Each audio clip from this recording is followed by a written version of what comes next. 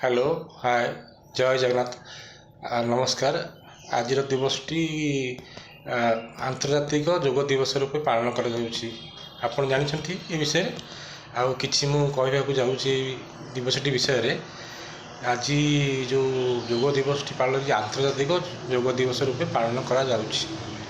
ଯେ ଯୋଗ ଯୋଗ ଯୋଗର ଅର୍ଥ ହେଲା ଯୁକ୍ତ କରିବା ବା ସଂଯୋଗ କରିବା। ଏବଂ ଯୋଗର ଜନ୍ମଭୂମି ହେଉଛି ଭାରତଠୁ ହିଁ ଯୋଗ ସୃଷ୍ଟି ହେଇଛି ଏବଂ ସେ ବର୍ତ୍ତମାନ ସେଇଟା ସବୁଆଡ଼େ ମାନେ ସାରା ୱାର୍ଲଡ଼ରେ ଭାରତର ଯୋଗକୁ ବେଶ ଆଦୃତ କରାହେଇଛି। କିନ୍ତୁ ଯୋଗର ଯେଉଁ ଡେଭଲପମେଣ୍ଟଟା ଇଣ୍ଡିଆରେ ନ ହେଇକି ବାହାର ଜାଗାରେ ବହୁତ ହୋଇଯାଇଛି। ଆଉ ଏଇ ଯୋଗ ଦିବସଟିର ପରିକଳ୍ପନା କରିଥିଲେ ଆମର ପ୍ରିୟ ପ୍ରଧାନମନ୍ତ୍ରୀ ମୋଦିଜୀ 2014 ମସିହାରେ ଜାତିସଂଘର ବିଧାନ ପରିଷଦରେ ଏ ବିଷୟରେ ସେ ଯୋଗ ଦିବସ ପାଳନ କରିବା ପାଇଁ ପ୍ରସ୍ତାବ ଦେଇଥିଲେ।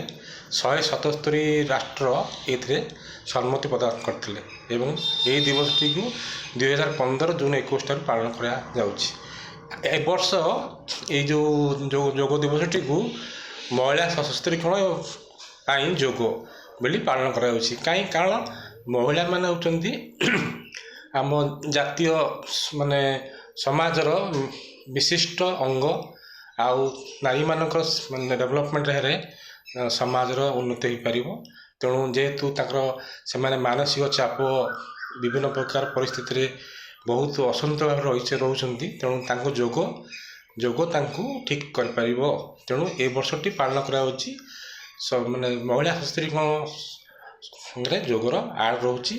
ତେଣୁ ଆମର ମଧ୍ୟ କର୍ତ୍ତବ୍ୟ ରହିଛି ଯେଉଁ ଯୋଗ ଦିବସଟିକୁ କେବଳ ଖାଲି କହିବାରେ ପାଳନ କଲେ କିଛି ଲାଭ ନାହିଁ, ତାର ଆକ୍ଚୁଆଲ ସେଇଟାକୁ ଠିକ୍ କେମିତି ହେବ ସମସ୍ତଙ୍କ ଚିନ୍ତାଧାରାରେ ଏଇଟା ରହିବ।